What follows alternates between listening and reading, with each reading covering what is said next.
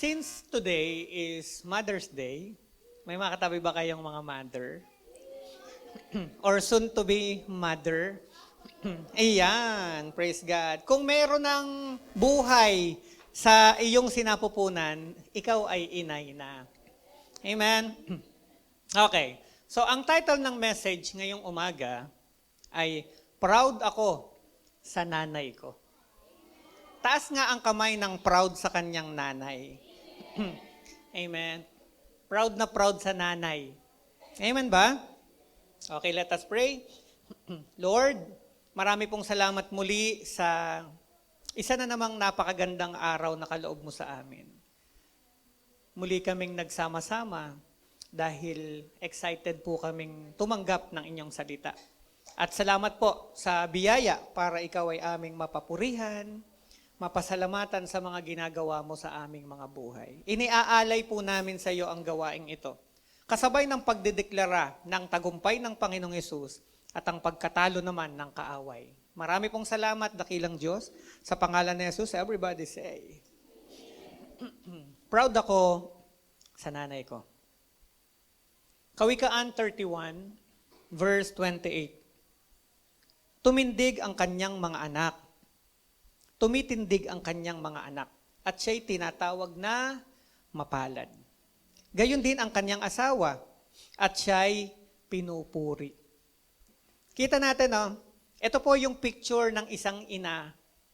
Siguro kung titingnan mo siya, itong binabanggit na nanay dito, sobrang sobrang saya niya. Sobrang saya ng isang ina na mayroong mga anak at mayroong asawa na tumitindig para sa kanya. Taas ang kamay ng tumitindig o handang tumindig para sa kanyang inay. Mga asawa naman handang tumindig para sa kanyang asawa. Amen. Alam mo, isa sa mga dapat hangaan po natin sa panahong ito ay ang mga anak na handang ipaglaban ang kanyang inay. Handang suportahan ang kanyang inay. Handang gawin ang lahat, maiparamdam lang yung appreciation sa kanyang ina. Amen ba? At isa sa dapat hangaan natin ay ang mga asawa na hindi po nagbabago ng kanilang pagkalinga, pagmamahal, at pagpaparamdam ng kanyang appreciation din sa kanyang asawa. Ang message ngayong umaga ay para sa ating mga minamahal na mga ina, mami, nanay, o kung ano man ang tawag. Alam niyo, noong unang panahon, ang mga inay po ay nagsisilbing ilaw ng tahanan. Habang ang mga tatay po ay nagtatrabaho, ang ina po ay gumagawa, nag-aaruga ng kanyang mga anak, nagtuturo, umiiyak sa panalangin, at nagsasakripisyo para sa pamilya. Sa totoo lang po, marami po sa panahon natin ngayon, ang mga inay na wala talagang pahinga. Kala lang natin yung tatay ang lumalabas, naghanap ng trabaho, naghanap ng pagkakitaan, pagod. Sa totoo lang, yung naiwan sa bahay, mas doble ang pagod. Hindi ho natin yon alam. Kala natin, naiwan lang doon. Hindi po. Pero, magtataka ka, kahit ang mga inay ay pagod, hindi nila pinapakita na sila ay sumusuko. Tuloy pa rin. Kahit nasasaktan, dadatnan mo silang nakangiti pa rin. Kahit kulang para sa kanilang pangsarili, uunahin pa rin ang para sa kanyang pamilya. Pwede bang tumaas ang kamay ng mga proud na proud sa kanyang inay na naririto? Amen? Praise God. Nakaka-proud po kayo, mga inay. May mga inay na hindi nagsasalita, pinipiling tumahimik na lang. Pero sa totoo lang, may mga gabi o madalas na gabi na lumuluha sila. Especially sa mga anak nila na alam nilang napapariwara at sa kalagayan ng kanilang buhay. Hindi humihintong manalangin, tumawag sa Panginoon. Kaya po ngayong araw na ito, ng Mother's Day, hindi lang ho natin sila basta babatiin. Normal na yon eh. Amen ba? Yung sasabihin natin, Happy Mother's Day. Ngayong araw na ito, gusto ko pong parangalan natin sila. Dapat parangalan natin ang mga nagtataguyod talaga at lumalaban talaga para sa pamilya. Bakit? Kasi itong mga inay natin ay regalo ng Diyos sa atin. Amen ba? Salamat sa Panginoon sa mga panahon na binibigyan pa tayo ng pagkakataon ng Diyos na ang ating mga inay ay makasama pa rin natin. Sila ang napakatinding support system natin. Sa totoo lang. Hindi natin alam kung gaano katindi. Pero hanggang kailan natin sila makakasama? Sino sa atin ang nakakaalam na ang ating dinadaan-daanan lamang sa ating tahanan, hindi pinapansin at binabaliwala, sa isang araw ay baka wala. At saka natin hahanapin. Kaya kung may nagmamahal sa'yo, may nagpapaalala sa'yo, huwag mo naman siyang baliwalain. Yakapin mo siya. At minsan sabihin mo sa kanya, thank you. Pwede ba sabihin mo nanay mo ngayon? Nay, thank you. Please. Amen ba? Sabihin nga natin sabay-sabay, proud ako sa nanay ko. Yung galing sa puso, proud ako sa nanay ko. Amen ba? Kailan ka dumating sa punto na talagang damang-dama mo ito sa puso mo na proud ako sa nanay ko.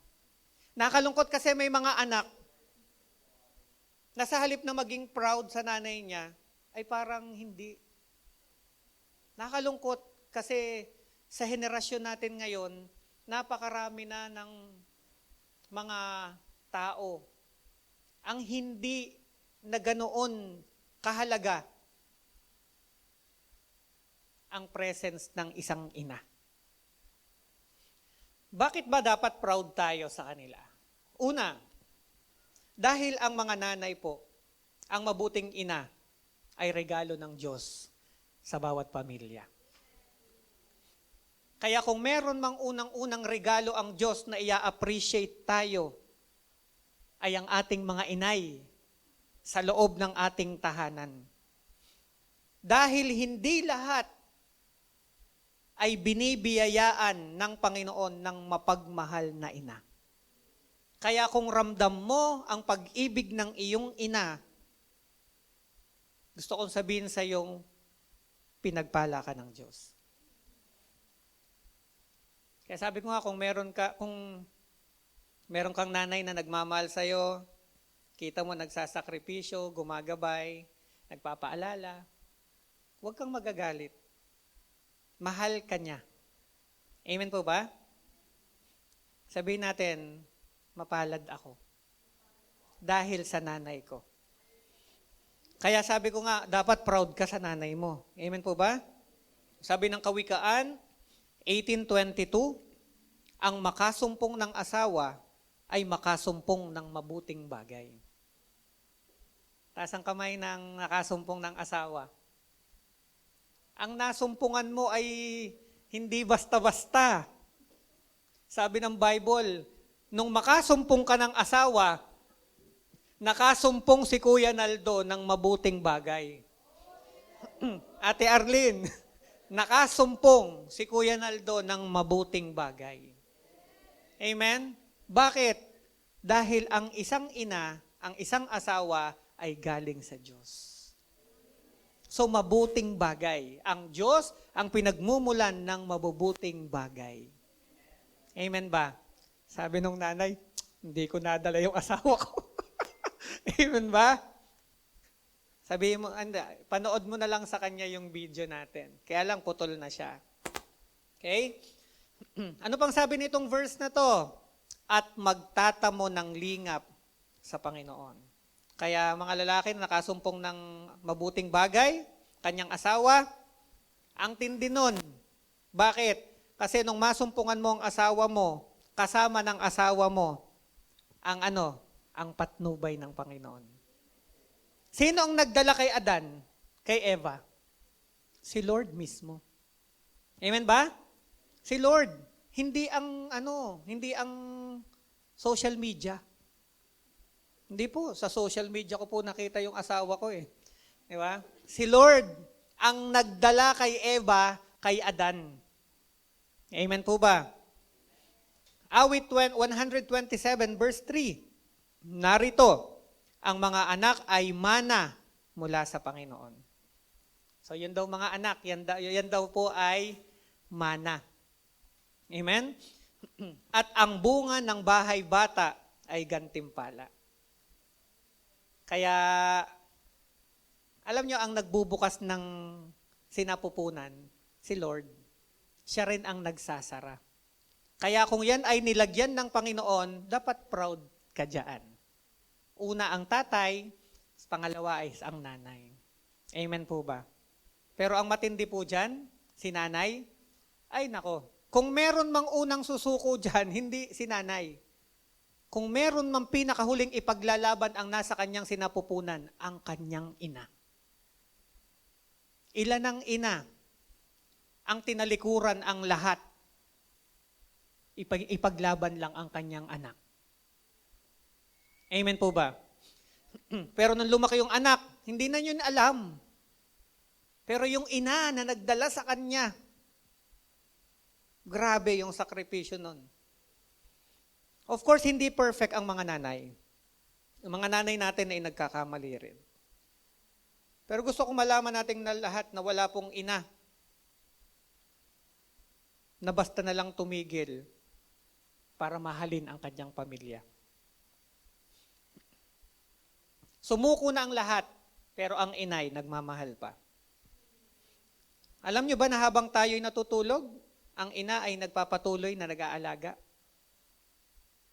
Humahaplos ng ulo ng kanyang anak, ng ulo ng kanyang asawa, nananalangin para sa kanila, nagpupuyat, at maagang bumabangon para sa pamilya. Kaya kung ikaw ay nanay na tanghali ng bumabangon, dobleng pinagpala ka. Amen ba? Amen. Siyempre, ibig sabihin, talaga namang wow. Na-appreciate ni Mr., si Mrs. Kaya, sige lang, darling, tulog ka pa. Amen? Praise God. Proud tayo sa nanay natin dahil nga hindi siya sumusuko. Kahit ilang beses na tayong nagkakamali. Alam nyo ba, kung meron tayong picture na makikita na napakalapit sa pag-ibig ng Diyos, ang pag-ibig ng isang ina. Selfless, generous. Hindi ka pagdadamutan ng ina. Amen po ba? Everybody say, extravagantly generous. Ganyan magmahal ang ina. Walang tira. Nung dalaga yan, hindi mo alam. Yung suot niya, branded. Ang mga ipit niya sa ulo, magaganda. Pero nung nagkaanak, hindi na bumibili ng ganong pang-ipit. Sa anak na lang nilalagay ang pang-ipit. Amen po ba? Tapos paglaki, sasagot-sagutin mo lang. Wala dito noon. Amen po ba? Sabi mo sa katabi mo, parang bigla kang pinatamaan. Wala dito noon. Wala ba ditong sumasagot-sagot sa inay? Wala. Mga youth, taas ang kamay, walang sumasagot sa inay dito? Praise it. Wala bang nagdadabog habang kumakamot sa ulo? Wala. Ako na naman. Wala, amen. Praise God. Ganyan talaga ang mga youth na naglilingkod kay Jesus. Amen po ba? Napakabait. Amen. Kaya kami napaka-bless po namin. Tingnan nyo naman po, sabi ko nga po sa inyo, si Jam. Pag iniwan ko yan sa pwesto niya, pag sinabi kong anak, diyan ka lang, hindi yan aalis. Nandyan talaga. Hanggang hapon. Ganyang kabait ang aking mahal na anak. Kaya proud ako sa baby ko eh. Amen ba? Number 2, ang tunay na ina ay nagsasakripisyo dahil sa pag-ibig. Amen? Ang puso ng isang ina, handa po yang masaktan. Handa rin niyang tumanggap ulit para lang maging maayos ang pamilya. Maniwala kayo, yung hindi mo maiisip na kayang gawin at isakripisyo ng ina, lampas doon ang kayang gawin ng ina for the sake of the family. Maniwala kayo. Ang tatay, maninindigan pa yan Hindi! Diba? Ang nanay, hindi. Kahit sinabi niya, kakainin niya ulit yon para lang, kung halimbawang ang titingnan niya, pamilya niya, kakainin niya yon. Yaan mo na. Kaya, nakakabilib at nakakahanga ang pusong binigay ng Diyos sa ating mga inay. Amen? Isaiah 49 verse 15, malilimutan ba ng isang babae ang kanyang batang pasusuhin? Na ano pat, hindi niya kahabagan ang anak ng kanyang bahay bata. Oo, maaring kalimutan nila, gayon may hindi kita kalilimutan. Ganyan ang ina. Kaya doon galing yung kanta na, malilimutan ba ng ina ang anak na galing sa kanya? Amen ba? Amen. So, makakalimutan ng iba, pero hindi ng ina. Amen. John 15:13, walang may lalong dakilang pag-ibig kaysa rito, na ibigay ng isang tao ang kanyang buhay dahil sa kanyang mga kaibigan. Wala na daw mas titindi sa pag-ibig na ang isang tao handang mamatay para lang sa kanyang kaibigan. Mas matindi ho doon ang inay. Sabi mo sa tabi mo, mas matindi ang inay. Amen? Handa talaga niyang ibigay ang kanyang sarili. Sabi ko nga po sa inyo, ang totoong hari ng jungle, hindi po yung mga lalaking leon. Ang totoong hari ng jungle ay ang mga lioness. Ang mga babaeng leon. Alam niyo ba kung sino ang pumapatay, ang killer sa jungle? Mga lioness, mga babaeng leon. Para lang makapagdala ng pagkain sa kanyang pamilya. Para lang mapakain ang kanyang mga anak. Amen po ba? Willing to kill. Ganon katindi ang ina. Amen po ba? Kaya huwag niyong gagalitin ang mga nanay. Sila ang talagang matatapang. Amen po ba? Pero pagdating sa pamilya, sila ang talagang makikipaglaban. Eh, asawa, inaaway. Ay, hindi papayag yung asawang babae. Ba't mo sinasabihan yung asawa ko? Amen? Meron po akong tita sa Quezon. Pag may umaway sa asawa niya, halimbawa nagiinuman, lalabas yun, dala yung buntot pagi, takbuhan yung mga nang aaway sa asawa niya. Katapang kapatid ng aking tatay. Noon po yon, pero ngayon ay mabait na. Amen po ba? Hindi na po nang aaway. Alam niyo kung ba't hindi na nang aaway? Namatay na ang kanyang asawa. Wala nang nang-aaway sa asawa niya. Wala na rin siyang aawayin. Amen. Yan. Joke lang po yan. So napakaraming nanay ang hindi nakakabili ng para sa kanyang sarili. Kasi inuuna ang kanyang pamilya. Pupunta ng palengke, sa halip na ang dala niyan ay, Actually, may dalang sobra yan, 100. May gustong bilhin. Pero pagbalik, napapunta pa rin sa anak. May nakitang magandang laruan. Sa halip na bibilhin ang kanya, ang dala ay pasalubong sa kanyang anak. Amen po ba sa mga nanay? Babawi kami, malapit na rin ang Father's Day. Amen. Praise God. Okay ba sa mga tatay? Brother, Romy, titindihan natin ang bawi, Okay. Kaya po, hanggat ang iyong inay ay naririyan, yakapin mo. Huwag kung kailan nakahiga na, saka mo gustong gawin ang lahat. Saka mo gustong ibigay ang lahat. Hindi na niya alam yun. Hindi na niya ramdam yun. Hindi na niya naririnig yun. Kaya hanggat nandyan siya, sabihin mo. Iparamdam mo. Huwag mo siyang pagdamutan. Amen ba? Wala namang inay ang gustong ubusan ka. Lahat ng inay ay gusto umasenso ang kanyang mga anak. Amen po ba? Sa totoo lang, yung bibigay mo sa kanya, kunyari lang yun, ibabalik din yun sa'yo. Sa ibang paraan at sa maraming paraan. Amen po ba? Kaya pa ba? Amen. Praise God. Habang nandyan si nanay, ipagpasalamat mo siya sa Panginoon. Naipag-pray mo na ba si nanay kay Lord? Na minsan tulog si nanay mo, tapos, di ba, late ka natulog, umiiyak ka para sa kanya. Kasi na-appreciate mo siya. Lord, salamat sa buhay ng nanay ko na to. Grabe, napakatyaga.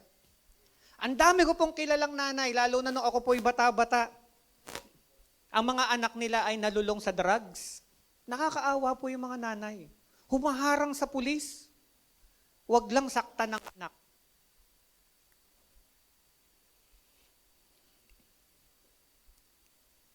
Sabi mo sa nanay mo, Nay, proud ako sa'yo. Kung wala siya rito, kahit pabulong lang, Nay, proud ako sa'yo. Amen ba? Last, number 3. Ang makadiyos na ina ay nag-iiwan ng pamana ng pananampalataya. Bakit? Bago pa ang mga bata pumasok sa school, bago pa sila magkaroon ng mga teachers, may nanay muna sila. At ang kanilang ina, ang kanilang unang guro. At yung mga basics na dapat matutunan nila, which is po at opo, at kung ano-ano pa, yun po ay unang tinuro ng pinakamahusay na guro ng mga anak. Yun ay ang kanilang ina. Amen ba? Sabi ng 2 Timothy 1, verse 5, na inaalala ko ang pananampalatayang hindi pa kunwari na nasa iyo. Sabi ni Pablo sa kanyang disciple na si Timothy. Sabi niya, inaalala ko yung faith mo. Totoo yung faith mo. Sabi niya, unang tumahan sa iyong lola. Diba? Sabi ni Paul, yung pananampalataya mo, totoo. At una kong nakita yan sa lola mo. Pangalawa, nakita ko din yan sa iyong ina na si Eunice. Kaya mapalad ang mga anak, apo, na may ina at may lola na dinadala kayo sa church. Amen ba? Kita nyo kung paanong ginagabayan ni Ate Tina ang kanyang mga apo. Amen? Dinadala sa church. Kita natin kung paano tayo pinapaalalahanan ng ating mga ina. Mga anak, huwag kalilimutan. Bakit? Kasi maliwanag ang Bible. Hanggat bata, turuan mo. Kasi pag lumaking baluktot, hindi mo na pwedeng tuwirin pag malaki na. Mapuputol na siya. Ang kawayan kung saan humapay, doon na mamamatay. Kaya hanggat bata at humapay, tukuran mo para tumuwid. Humapay uli, tukuran mo para tumuwid. Hanggang sa gumulang, hindi na yan babaluktot. Yan ang sabi ng Biblia. Hanggat bata, gabayan mo. Dahil pag lumaki, hindi na hihiwalayan ang aral ng Panginoon. Amen ba? Kaya maraming salamat sa mga nanay, inay natin na nagtuturo sa atin kung papaano tayo maglilingkod sa Panginoon. Amen po ba? So sa totoo lang, may mga anak na nalayo sa Panginoon. Pero dahil sa pagluha ng ina, bumalik sa Panginoon. May mga buhay na nasira, pero dahil sa panalangin ng ina, muling naayos sa biyaya ng Diyos. Sila ang in-house intercessor ng bawat pamilya. Ang mga ina na nananalangin ay sandata ng langit para sa isang pamilya. Kaya pag may nanay ka, buhay pa yan, may sandata kayo sa inyong bahay. Huwag nating tingnan yung negative. Resulta kasi yun nung mga maling nakita ng mga inay. Nagre-react sila kasi nakita nila na pwedeng mag-cause ng problema. Amen po ba? Kaya sabi natin, ang ingay ng nanay ko, baka may dahilan kaya siya nag-iingay. Di ba? Alam nga namang yan ay basta gumising ay nag-ingay na. Iba namang usapan yun pag mulat ng mata. Di ba? At iyon na kaagad. Hindi. May mga bagay siyang nakikita. At ayaw niya na pwedeng mag-cause ng problem. Kaya uunahan na. Amen po ba? Okay na yan. Sa Father's Day naman ulit. Para ano. Pwede ba tayong tumayo lahat? Palakpakan naman natin si Lord. Come on. Amen. Praise God. I-remind ko lang po kayo sa mga bagay na iuuwi natin ngayong araw na ito sa ating mga tahanan. Una, tandaan po natin, ang ating mga inay ay regalong nagmula sa Panginoon. At ang pangalawa po, ang mga tunay na ina ay nagsasakripisyo dahil sa pag-ibig. Talagang binuhusan sila ng pag-ibig ng Panginoon. At ang pangatlo, ang ating inay ay nag-iiwan ng pamana na pananampalataya. Maaring nung bata ka, nung buhay ang nanay mo, di mo pinapansin yung mga sinasabi niya sa'yo. Binabaliwala mo yung mga pangaral niya sa'yo. Pero nung umuwi siya sa Panginoon, di ba na-realize mo na mayroong isang napakagandang bagay na iniwan ng nanay mo sa'yo? Ano ito? Ang makilala ang Panginoon at maglingkod sa Panginoon.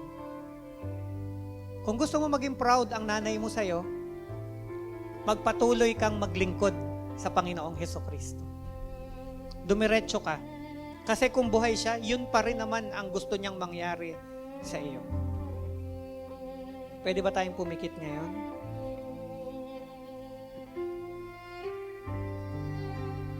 Kung nandito yung nanay mo, pwede ba magsama-sama muna ang bawat pamilya? Lapit kayo muna sa inyong nanay. Asawa, lapit. Sige po, magsama na po. Salamat, Panginoon, sa buhay ng mga nanay po namin. Napakabuti po ninyo, Panginoon Diyos. Church, bigyan ko kayo ng isang realidad na talagang pwedeng maganap.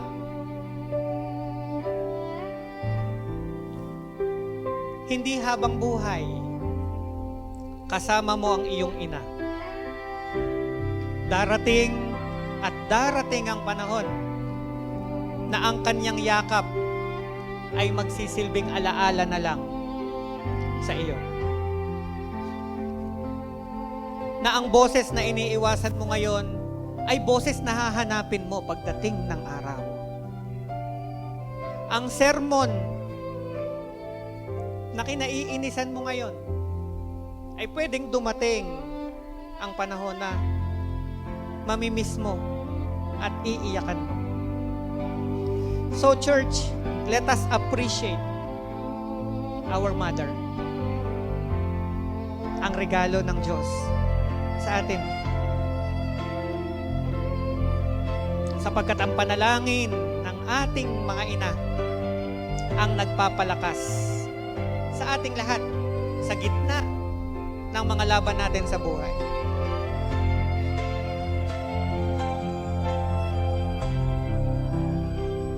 May mga nanay ngayon na nakakaramdam ng pagod. Sa mga nanay ngayon na umiiyak. Sa mga nanay ngayon na nakakaramdam na parang baliwala na siya. Wala na siyang silbi. Hindi siya na-appreciate. Hindi siya nakikita. Kapatid, nanay, meron pong isa na nakakakita sa iyo. Yun ay ang ating Panginoong Diyos. Ang paalala ng aklat ng Galatia chapter 6 verse 9, huwag kang mapapagod sa paggawa ng mabuti dahil may itinakdang panahon ang Diyos. Aanihin mo ito, basta't huwag kang manghihina. Kaya mga nanay, hindi sayang ang iyong pagluha. Nakikita yan ng Panginoon. Hindi sayang ang iyong sakripisyo. Hindi sayang ang mga panalangin mo. Walang sayang sa mga bagay na ginawa mo dahil nagmahal ka. Hindi sayang ang effort na ginawa mo dahil mahal mo. Sama-sama nating itaas ngayon sa panalangin ang ating mga inay. Taas natin ang ating mga kamay. O Panginoong Diyos, maraming salamat po sa biyaya mo at sa kaloob mong mga inay. Pagpalain po ninyo ang mga inay, ang aming mga mami, ang aming mga nanay, ang aming mga mama. Palakasin po ninyo sila. Gantimpalaan po ninyo sila sa bawat sakripisyong kanilang ginawa. At sa aming namang mga anak, dalangin kong turuan mo po kaming mahalin, igalang at pahalagahan ang aming mga inay habang may panahon, habang may pagkakataon. Maraming salamat. Mga anak at tatay na naririto, pwede mo bang yakapin ang iyong asawa? Yakapin ang iyong mga inay? At yung hindi kasama, pwede bang yakapin mo si nanay mo sa panalangin ngayon? Taas mo siya. Lord, ito ang aking ina. Gusto ko siyang makasama na maglingkod sa iyo. Come on. At kung kasama mo na siya ngayon, yakapin mo siya. Nay, salamat po. Appreciate mo siya. Pahalagahan mo ang pagkakataong nakakasama mo siyang nagsisimba. Pahalagahan mo ang mga panahon na kayong pamilya ay magkakasama, maagang gumigising, nag-church, lumalapit sa Panginoon, naglilingkod sa Panginoon. Amen.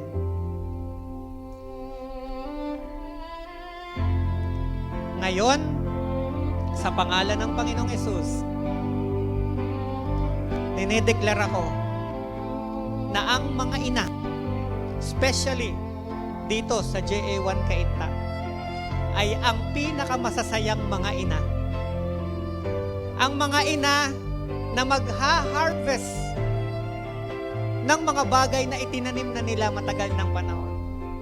At dinedeklara ko na ang mga ina na makakaranas ng masagana, mapayapa, at masayang paglilingkod sa Panginoon. Sa pangalan ng Panginoong Hesus, ito ang aming panalangin. Marami pong salamat, dakilang Diyos. Sa pangalan ni Hesus, everybody say, Amen.